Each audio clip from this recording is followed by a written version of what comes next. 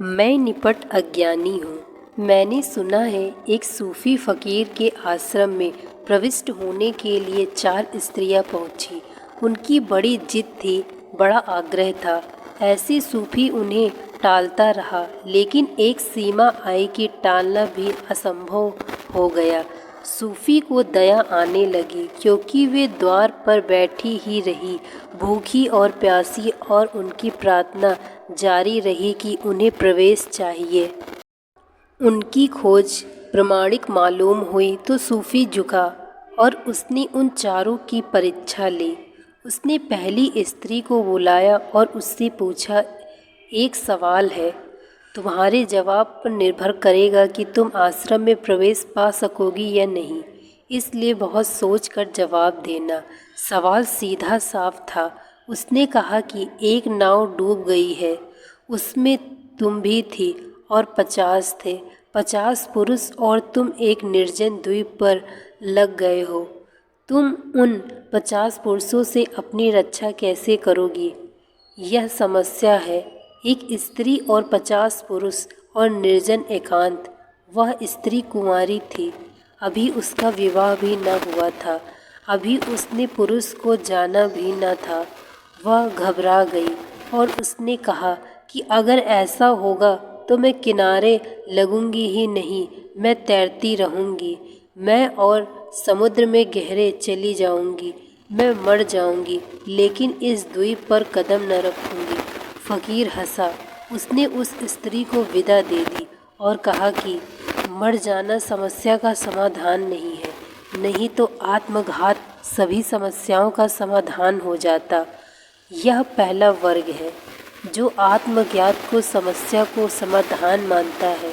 इस संसार में मरने से तो कुछ हल होता ही नहीं, फिर तुम पैदा हो जाते हो। दूसरी स्त्री बुलाई गई।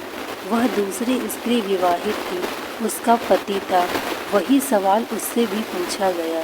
उस स्त्री ने कहा, इसमें बड़ी कठिनाई क्या है? उन 50 में से जो सबसे शक्तिशाली पुरुष होगा, मैं उससे विवाह कर लूँगी।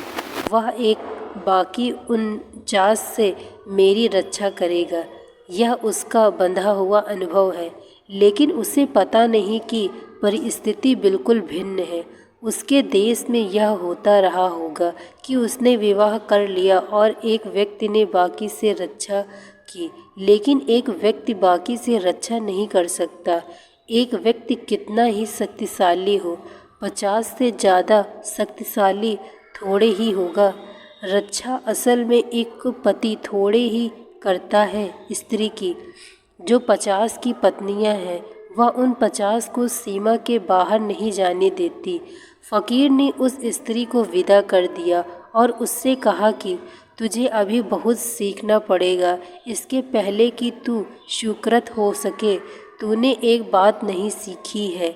अभी की परिस्थिति के बदलने पर समस्या ऊपर से चाहे पुरानी दिखाई पड़े, भीतर से नई हो जाती है और नया समाधान चाहिए। तीसरी स्त्री बुलाई गई। वह एक वेश्या थी और जब फ़कीर ने उसे समस्या बताई कि समस्या यह है कि 50 आदमी हैं, तुम हो, नाव डूब गई, एकांत निर्जन द्वीप होगा, तुम अकेली स्त्री हो जाओगी, समस्या कठिन है, तुम क्या करोगी? वह वैसा हंसने लगी। उसने कहा, मेरी समझ में आता है कि नाव है, 50 आदमी हैं, एक स्त्री मैं हूँ, फिर नाव डूब गई है, 50 आदमी और मैं किनारे लग गए, निर्जन द्वीप है, समझ में आता है, लेकिन समस्या क्या है? वेश्या के लिए समस्या हो ही नहीं सकती, इसमें समस्या कहाँ? यह मेरी समझ में नहीं आता। और जब समस्या ही ना हो तो समाधान का सवाल ही नहीं उठता। बहुत से लोग हैं तीसरे वर्ग में जो कहते हैं समस्या कहाँ है, परमात्मा है कहाँ जिसको तुम खोज रहे हो, ध्यान होता कहाँ है जिसकी तुम तलाश कर रहे हो, प्रार्थना पूजा बकवास है, मोक्ष निर्वाण सपने हैं, समस्या है कहाँ? कोई आने वाला नहीं है। कहाँ जा रहे हो? मंदिर मस्जिदों में, वहाँ कोई भी नहीं है। किस गुरु के पास जा रहे हो? किस लिए जा रहे हो? प्रश्न ही नहीं है, पूछना क्या है? वैसा भी विदा कर दी गई।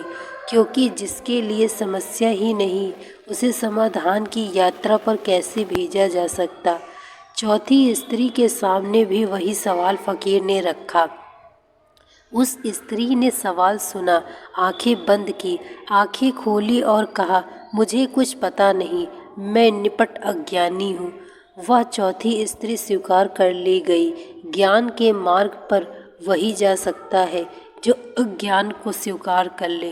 दोस्तों, मैं आशा करती हूँ आपको यह कहानी अच्छी लगी होगी। Thank you so much watching this video.